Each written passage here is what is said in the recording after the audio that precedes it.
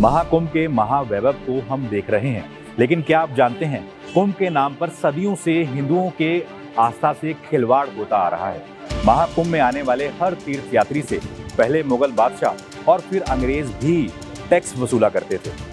इस वीडियो में आपको मैं ये भी बताऊंगा कि मुगलों और अंग्रेजों ने कुंभ को खत्म करने की कोशिश की। ये भी जानेंगे कैसे नागा साधु अब्दाली और औरंगजेब की सेना पर भारी पड़ गए थे। आपको विस्तार से बताऊंगा समुद्र मंथन के वक्त से जारी महाकुंभ की सनातन परंपरा से डरी अंग्रेज सरकार ने कुंभ को समाप्त करने की साजिश रची थी और कैसे इस साजिश को महान संतों ने नाकाम कर दिया था। आज कल से कहानी के इस स्पेशल एपिसोड में अंग्रेज सरकार के जुल्म के सामने कुंभ के सनातन पर्व की जीत की कहानी।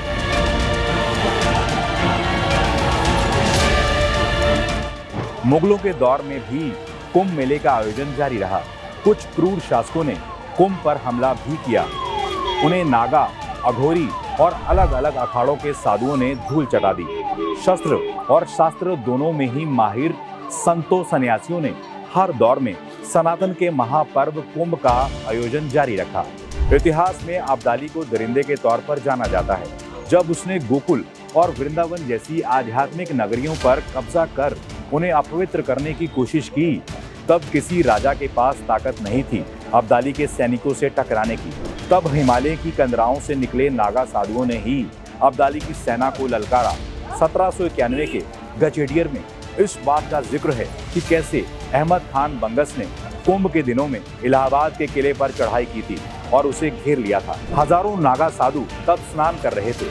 उन्होंने पहले धार्मिक संस्कार पूरे किए, फिर अपने शस्त्र धारण कर बंगस की सेना पर वो टूट पड़े।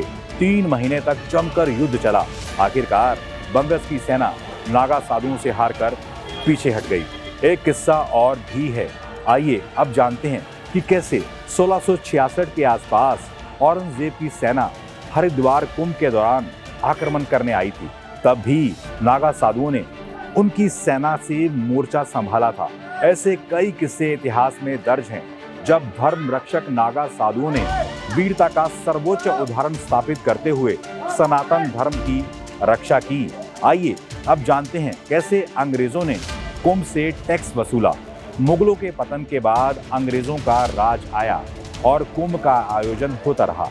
अंग्रेजों के लिए कुंभ कौतूहल से कम नहीं था। हालांकि 1857 की क्रांति से डरे अंग्रेज कुंभ से बहुत सतर्क हो चुके थे।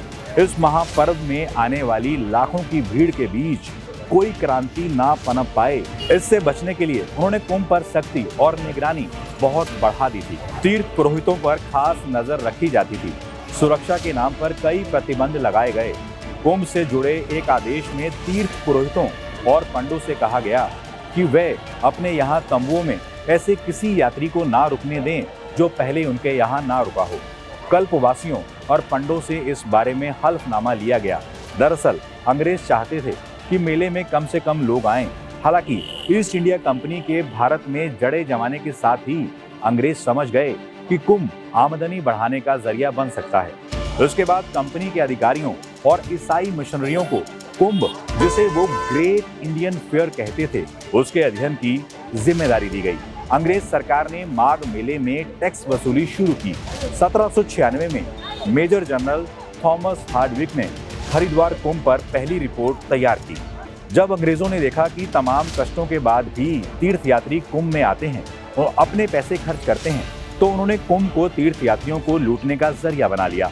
ईस्ट इंडिया कंपनी ने कुंभ में आकर व्यापार करने वाले लोगों से टैक्स लेकर आमदनी शुरू कर दी।